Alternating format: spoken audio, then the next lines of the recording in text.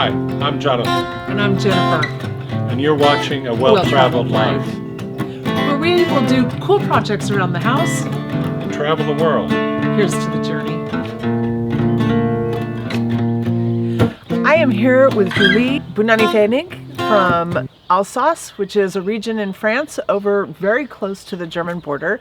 She's just moved into her brand new home, and we have been so welcomed here for the last couple of days. And I'm pleased to bring to you probably one of my best friends in the world. So Julie, talk to us a little bit about your exchange year. How old were you? What were you hoping to do for that year? And how did all of that come about? So my exchange year was 2005, so it's been a while. That's more than 15 years ago.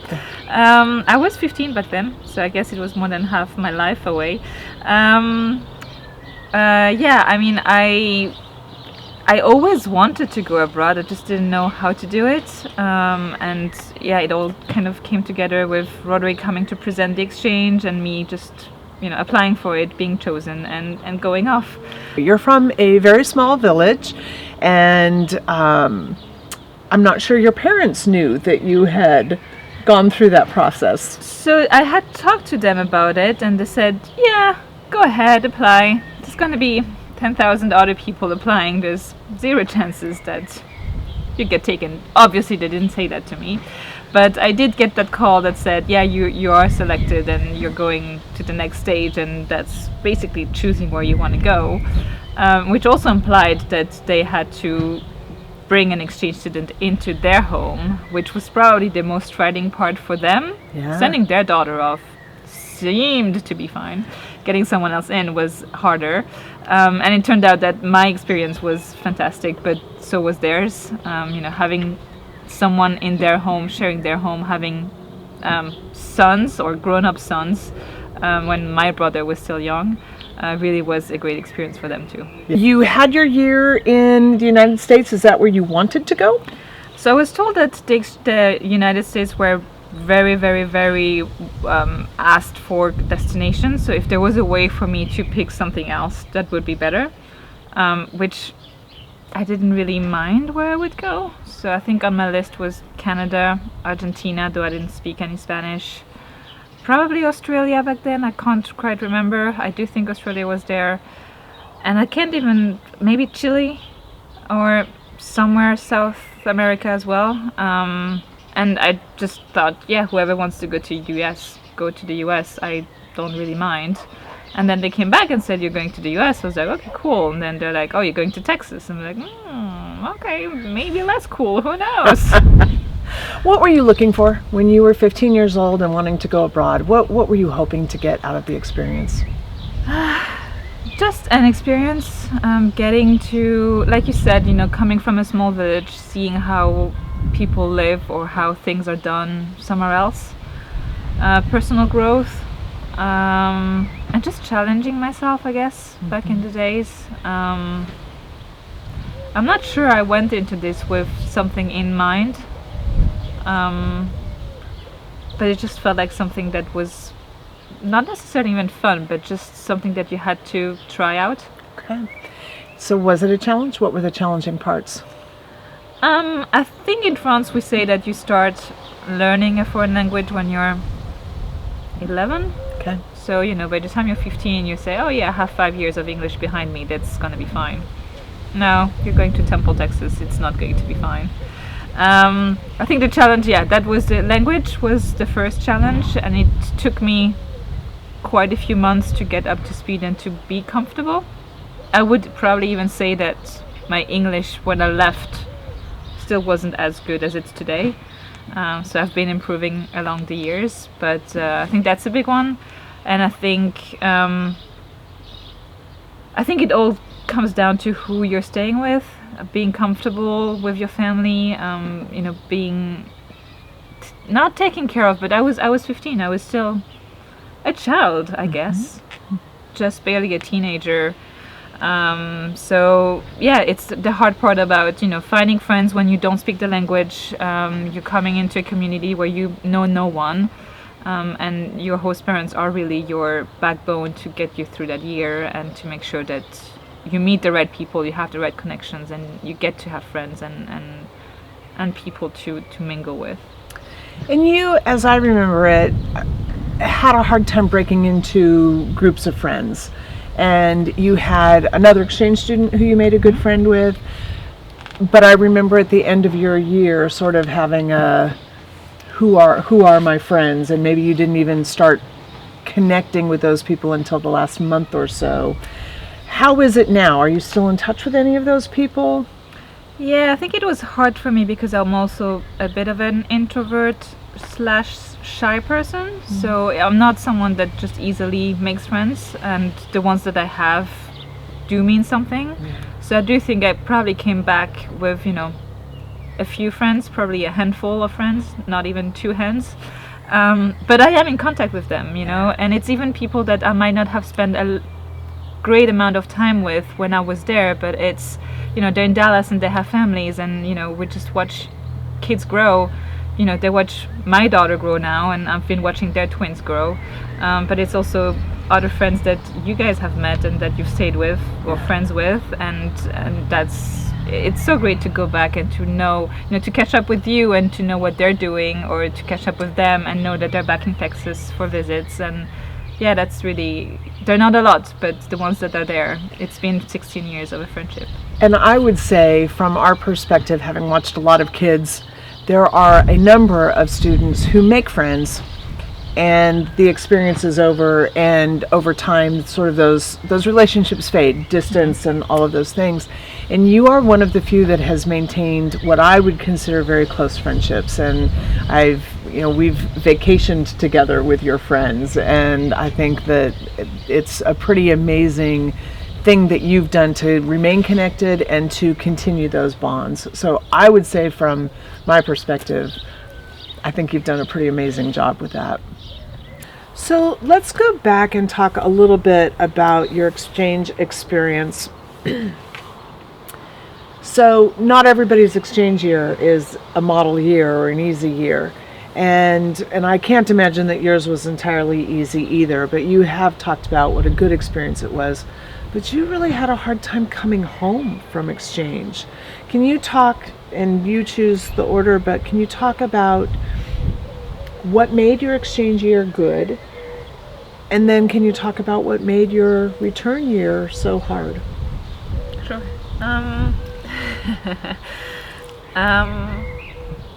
I think I left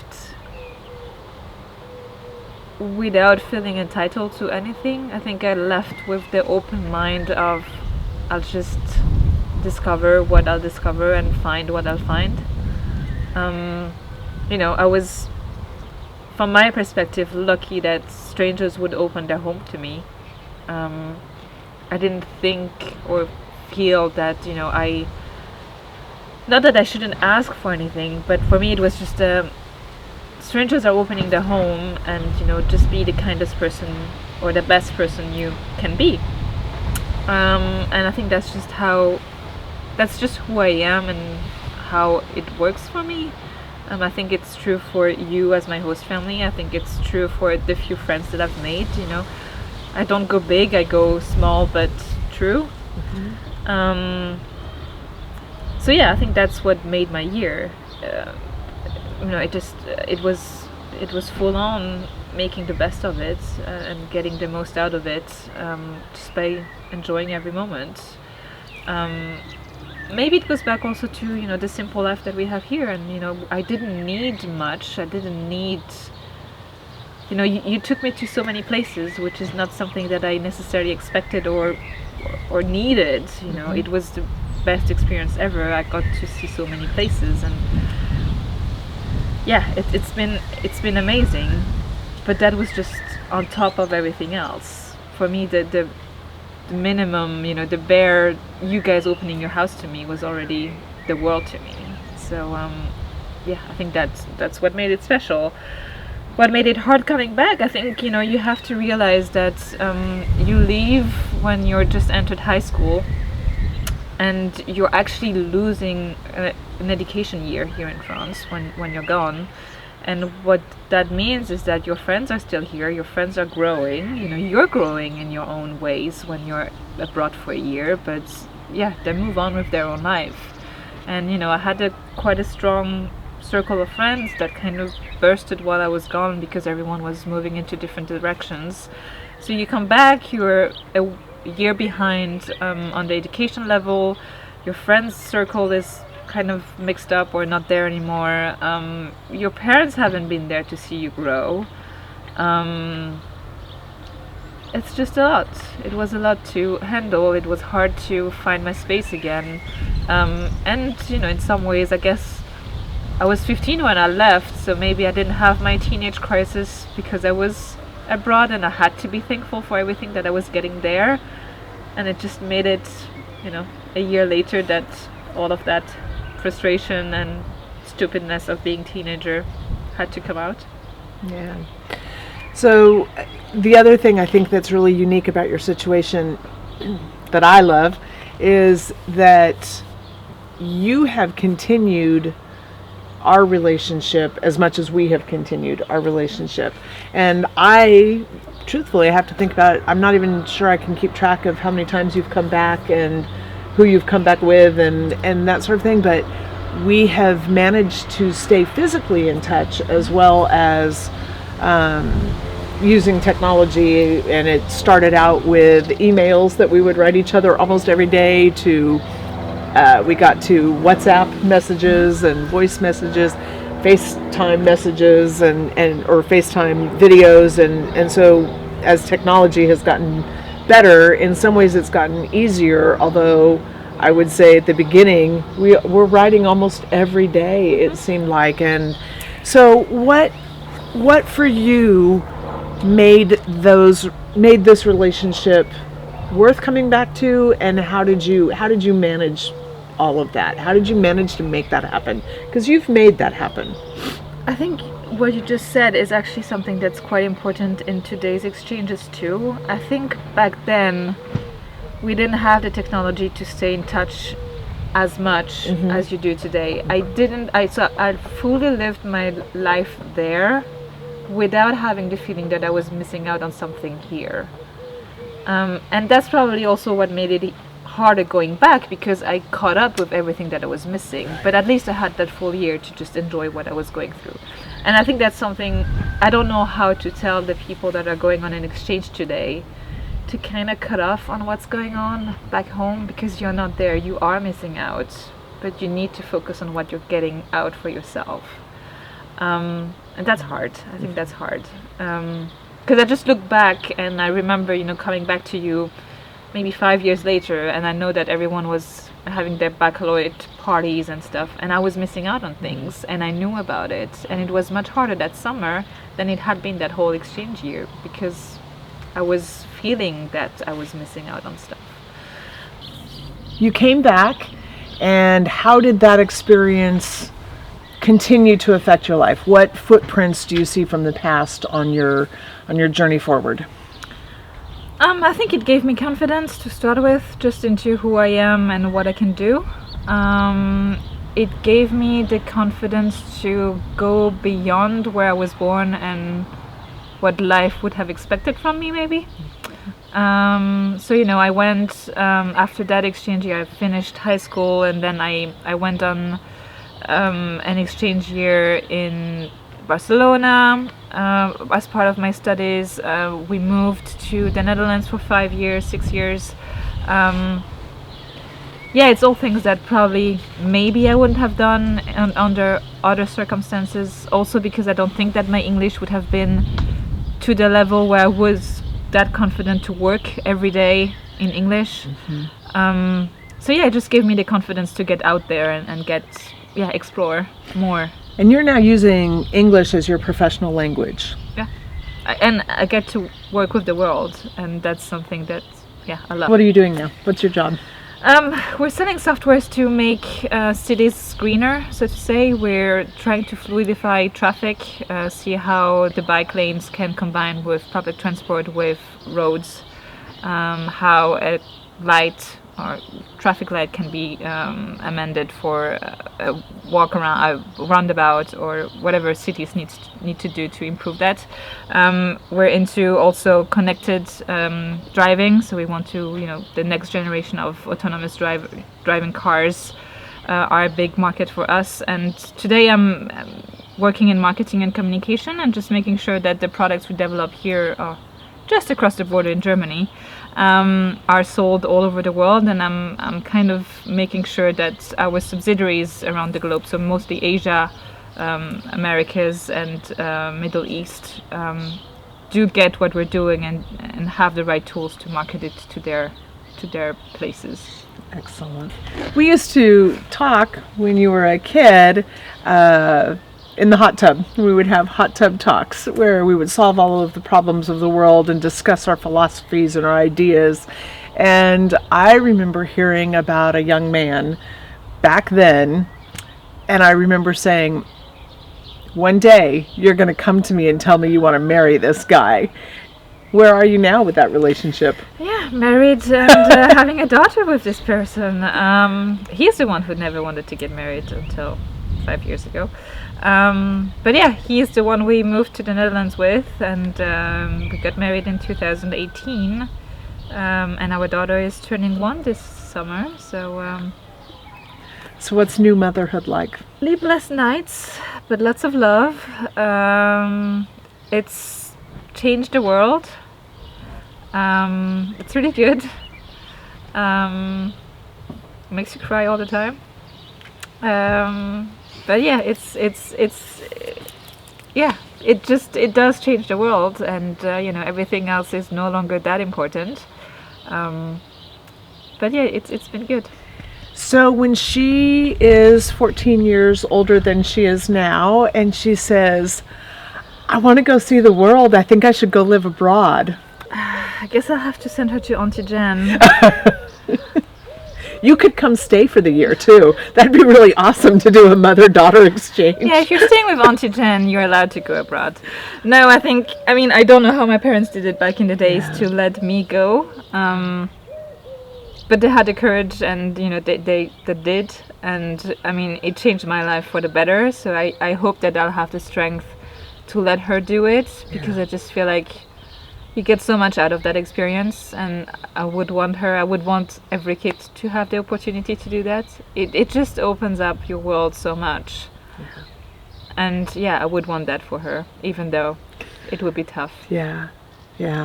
So let's talk a little bit about this Alsatian thing, because it's one of the parts of you that has always fascinated us, and Jonathan is such a history buff, and I'm a language buff, and we both travel a lot, and we loved that very specific culture that you brought with us. So can you talk a little bit about what being Alsatian is, what it means, and how you define that and how it defines you?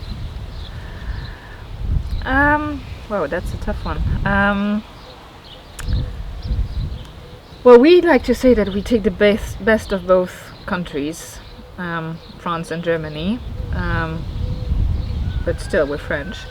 What does it mean to be Alsatian? What does it mean to work here, to live here? I think we have a pretty strong culture. I think we back in the days probably wanted to be quite independent. The older generation maybe. I think we do feel strongly Alsatian. But I'm hoping that people like us now living in a small village will also open the world to those people. I feel like you can be a strong Alsatian and still open up to the world, which is what I hope and wish for the future for this place or this region.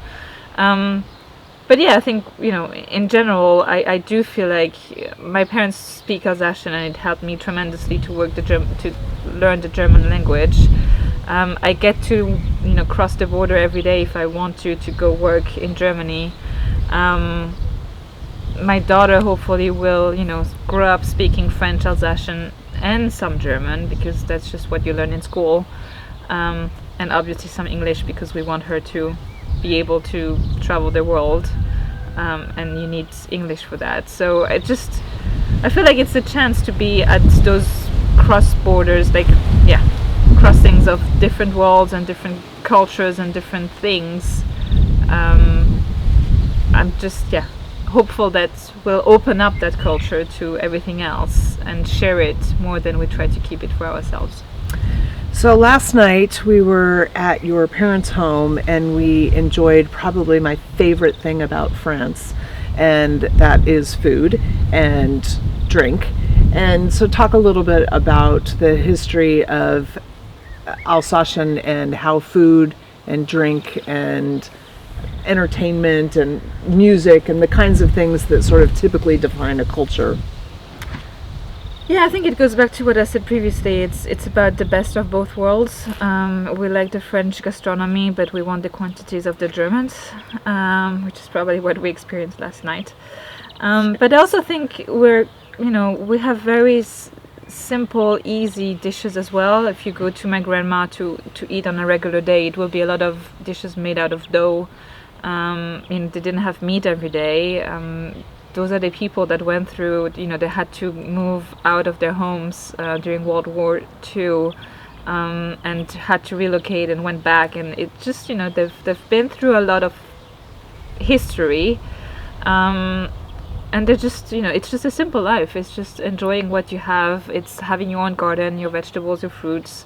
My parents have their own cows for the meat.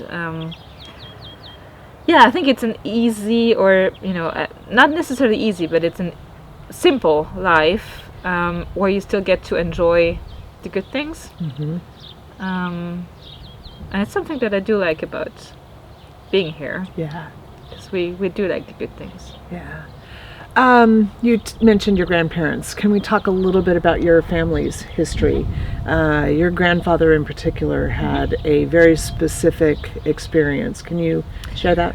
Yeah, so back during World War II, the young man, 18 and older, or maybe even 16 back then, who lived in Alsace. So Alsace became German, and the guys were taken to the other side of Europe to fight with the Germans on the Russian border. So they were called malgré nous, which means despite ourselves. So despite being French, they were incorporated into the German army fighting on the Russian border for the German army. It was a way to make sure that they wouldn't turn around. They wouldn't be able to fight on this side because they would obviously be on the French side. So he was there. He got imprisoned in a Russian prisoner's place where he escaped with a couple of friends, and somehow made it back between different trains to come back all the way to France. How many years was he gone? I don't even know. I can't quite answer that question. I think I remember him telling us he didn't get back until like 2 years after the war was over. Yeah. Does that sound right, Jonathan? Yeah. It's like 1947, I think he came home. Yeah.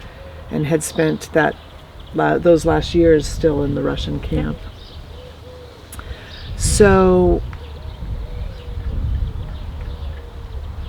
can I ask you what's transpired with your grandparents in the last few years?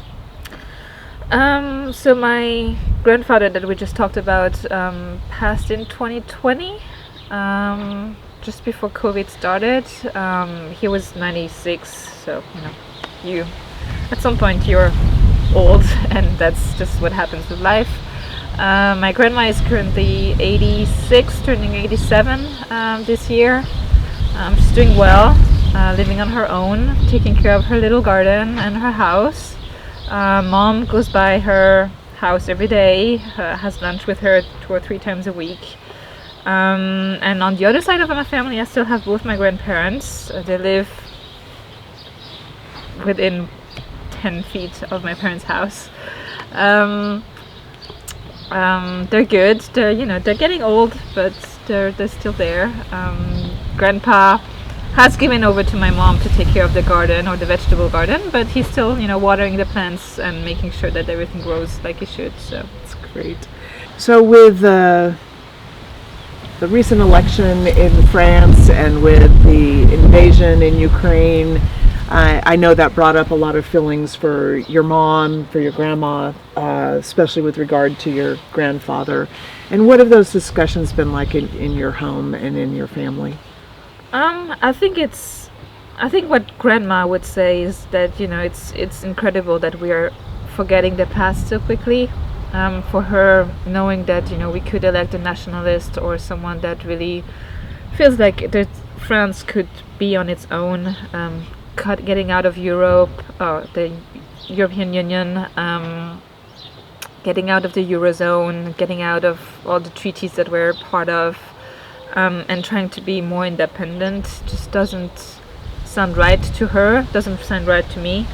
But I think, she's the living, proof of that. She's been through all of that. She's seen Europe being, built together, put together, those states getting together and agreeing on things, and she's seen those peace treaties getting into action, and those alliances working together to avoid another war or another world war, and she's just devastated to think that what's happening in Ukraine, it's just right outside our doors, and to her that it's crazy that we're getting to that we haven't learned from those past lessons that we should have learned. Yeah. Do you think there's any sense of fear that you're vulnerable, that France is vulnerable? Yeah, I think so. I think she was worried that if Marine Le Pen was elected, that there would be changes that could be putting France at risk. I think we have a leader who knows how we should stand on the international side of things. I'm not saying everything is perfect with his program or what's happening, but I think on an international level we got the best that we had available. But yeah, I think for her, the recent wars that we had, French soldiers were in Africa, and there's wars to be fought there about terrorism and the risks that we are in here in France, but also what's happening there. But that just feels always very far away, and Ukraine is just outside our doors. It's just out there, and it does feel a lot closer than anything that has happened in the last years. Sure. I know your husband is off picking up Louisa right now, but you've married an interesting person, not just your high school nemesis almost, but you married somebody who was a Rwandan refugee and grew up in France. He came here as a young man, a child. 6 was he? 5, yeah. So he's grown up in a French family in the Alsatian region and had, in some ways, very much a similar upbringing to yours in a small town. But he's not Alsatian. Would you say that? Yeah. Yeah. I think depends. He cooks Alsatian dishes more than I do. Okay. He just doesn't speak the language. Doesn't have the right skin color. Yeah. Yeah. And I think in speaking with him, and if I can get him to come on camera, I would love to, but in speaking with him, he has said that that's a barrier for him. And it's a barrier for him feeling Alsatian, and it's a barrier for him wanting to be a part of that culture. And how do you manage that with your daughter? Yeah, I think Alsatians have that strong culture that we mentioned earlier, and it's hard for them to open up. And often we say, it's not about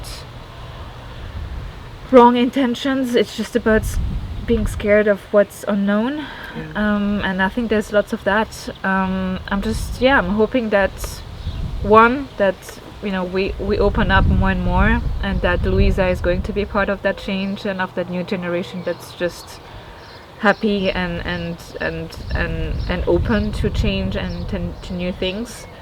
But I think it's also something that we are very aware of, and we're trying to make sure that we're not going to hide it from her, and there's going to be times where things are maybe going to be a bit more difficult because she isn't Alsatian or 100% Alsatian, and I'm trying to get her to at least understand the language so that she can get away with things. I'm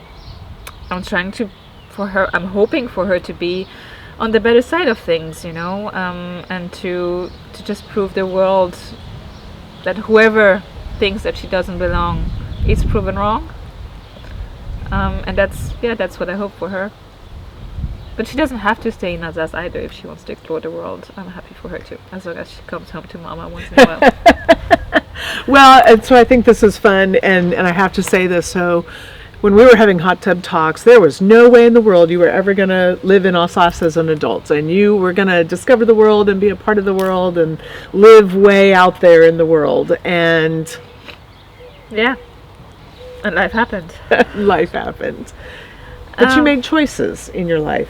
Yeah, I think we had our time to explore. I think we traveled a fair amount of time, or we took a few trips that we could afford when we were in our younger years. I think COVID did change a lot of things, put things into perspective, kind of put us homebound, and meaning that you had to find other ways, and then also made us think about what we want for our future and family and where we stand on that side of things. And we were 30, and if you wanted kids, you had to think about them at some point. And I just didn't see myself having kids while being abroad. I felt like I needed that support circle around me, and that was probably the first step towards slowly moving back from the Netherlands. I found my job again across the border, so it just goes back to we're in Europe, and we're in open, we're in many countries, but we're just freely going from one place to the other, and that's just something I love, and I want to keep, and I hope that we'll keep and enforce more and more. But yeah, I came back because I wanted to be closer to my family, making sure that also, the last years of my grandparents, I get to spend time with them, and they get to see their granddaughter and all of that. Yeah. Knowing that it was a more closed community than the Netherlands where you were living, and understanding that might be a harder move for your husband and may provide challenges for your daughter over time, but you still recognize that this was home and that this was a good place for you to be a family. Yeah, I think they need to be part of the change. I think they're the ones that are going to change those mentalities, and it's hard to be the ones that are paving the way, but if they can pave that way, if they can be part of that generation that makes sure that we're more inclusive, we're more open to diversity, I think it's so worth it. Can you talk a little bit about how you expect to raise Louisa here? I was born and raised here, and I am hoping that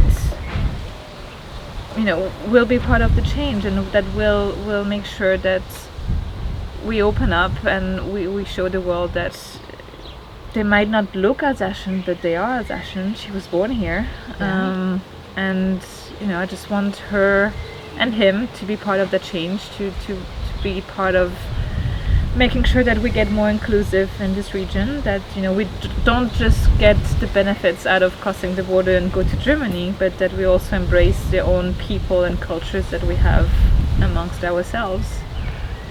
So yeah, she's born with high expectations and a little bit of pressure on her shoulder to make this world or this region a better place.